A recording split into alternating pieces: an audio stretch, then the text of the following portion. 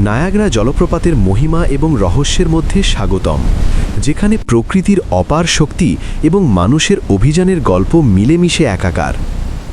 এই ভিডিওতে আমরা নায়াগ্রা জলপ্রপাতের পুরো ইতিহাস, ভূতত্ত্ব, পর্যটন এবং সাংস্কৃতিক গুরুত্ব অন্বেষণ করব, যা আপনাকে একটি বিস্তারিত যাত্রায় নিয়ে যাবে।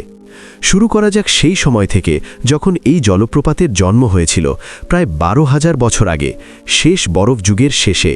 তখন উত্তর আমেরিকায় বিশাল হিমবাহগুলো গলে যাওয়ার ফলে বিপুল পরিমাণ জলের ধারা ছুটে আসে, যা গ্রেট লেকসের জন্ম দেয় এবং নায়াগ্রা নদীর পথ তৈরি করে। এই জলধারা নায়াগ্রা এসকার্পমেন্ট নামক একটি খাঁড়া গালু পাহাড়ের ওপর দিয়ে পড়তে শুরু করে, যা নিউ ইয়র্ক থেকে অন্টারিও, মিশিগান, উইসকনসিন এবং ইলিনয় পর্যন্ত বিস্তৃত। প্রথমে জলপ্রপাতের অবস্থান ছিল বর্তমান লুইস্টন, নিউ ইয়র্কের কাছে, কিন্তু ক্রমাগত ক্ষয়ের ফলে এটি উজানের দিকে সরে এসেছে, এখনকার অবস্থানে পৌঁছেছে। নায়াগ্রা জলপ্রপাত আসলে 3টি জলপ্রপাতের সমন্বয়: আমেরিকান ফলস, হর্সশু ফলস, যা কানেডিয়ান ফলস নামেও পরিচিত, এবং ব্রাইডাল ভেল ফলস। হর্সশু ফলস সবচেয়ে বড়, যার প্রস্থ প্রায় 792 মিটার এবং উচ্চতা 57 মিটার। প্রতি সেকেন্ডে প্রায় 6,81,750 গ্যালন জল এর উপর দিয়ে পড়ে, যা এটিকে বিশ্বের সবচেয়ে শক্তিশালী জলপ্রপাতগুলোর একটি করে তোলে। ভূতত্ত্বের দিক থেকে নায়াগ্রা নদী এবং গ্রেট লেকস বেসিন শেষ বরফ যুগের উত্তরাধিকারী। প্রায় 18,000 বছর আগে উইসকনসিন হিমবাহের গলে যাওয়ার ফলে লেক ইরি থেকে জল লেক অন্টারিওতে প্রবাহিত হয়, যা নায়াগ্রা এসকার্পমেন্টের উপর দিয়ে পড়ে। এই এসকার্পমেন্টের শিলাস্তরগুলো প্রায় 400 থেকে 440 মিলিয়ন বছর পুরনো, যা একসময় গ্রীষ্মমণ্ডলীয় লবণাক্ত সমুদ্রের তলায় গঠিত হয়েছিল।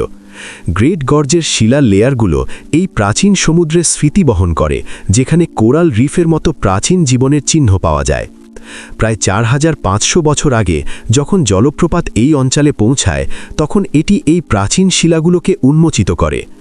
আজও জলপ্রপাত ক্রমাগত ক্ষয় হচ্ছে, প্রতি বছর প্রায় 30 সেন্টিমিটার করে পিছিয়ে যাচ্ছে, যদিও মানুষের হস্তক্ষেপের ফলে এই হার কমেছে। নায়াগ্রা জলপ্রপাতের ইতিহাস শুধু ভূতত্ত্বীয় নয়, এটি মানুষের সাথেও জড়িত। স্থানীয় আদিবাসী জাতি যেমন নিউট্রাল, সেনেকা এবং অন্যান্য আইরোকোয়াইজ জাতি এই জলপ্রপাতকে পবিত্র স্থান হিসেবে দেখত। তারা এটিকে থান্ডারিং ওয়াটার নামে ডাকত এবং এর চারপাশে বাস করত। ইউরোপীয়রা প্রথম এটি দেখেন 1678 সালে, যখন ফাদার লুইস হেনেপিন নামক একজন ফরাসি পুরোহিত এটির বর্ণনা করেন। পরবর্তীকালে 19 শতকে এটি হানিমুনের জনপ্রিয় গন্তব্য হয়ে ওঠে এবং শিল্পায়নের সাথে এর জলশক্তি ব্যবহার করা শুরু হয়।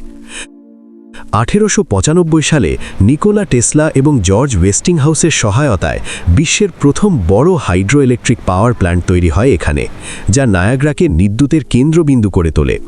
এই প্ল্যান্টগুলো আজও প্রায় 2.4 মিলিয়ন কিলোওয়াট বিদ্যুৎ উৎপাদন করে, যা কানাডা এবং যুক্তরাষ্ট্রের একটা বড় অংশকে সরবরাহ করে। কিন্তু এই শিল্পায়নের ফলে পরিবেশগত সমস্যাও দেখা যায়, যেমন লাভ ক্যানালের মতো দূষণকাণ্ড, যা পরিবেশ সচেতনতার একটি মাইল ফলক। 1969 সালে আমেরিকান ফলসকে সম্পূর্ণ বন্ধ করে দেওয়া হয়েছিল ক্ষয় অধ্যয়নের জন্য, যা একটি উন্নত ঘটনা।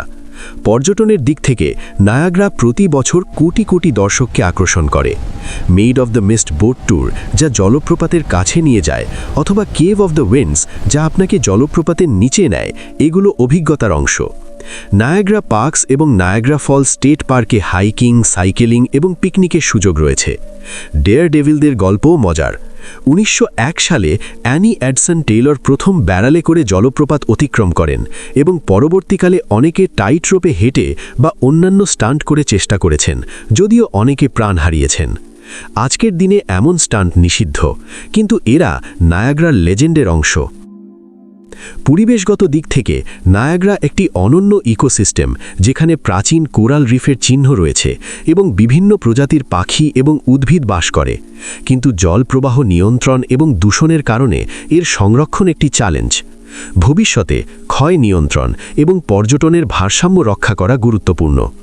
শেষ করার আগে, নায়াগ্রা শুধু একটি জলপ্রপাত নয়, এটি প্রকৃতি এবং মানুষের সম্পর্কের প্রতীক। এর গর্জনকারী জলধারা আমাদের স্মরণ করিয়ে দেয় যে পৃথিবী আমাদের ধারণার চেয়ে কতটা গতিশীল এবং সুন্দর। আশা করি এই যাত্রা আপনাকে অনুপ্রাণিত করেছে।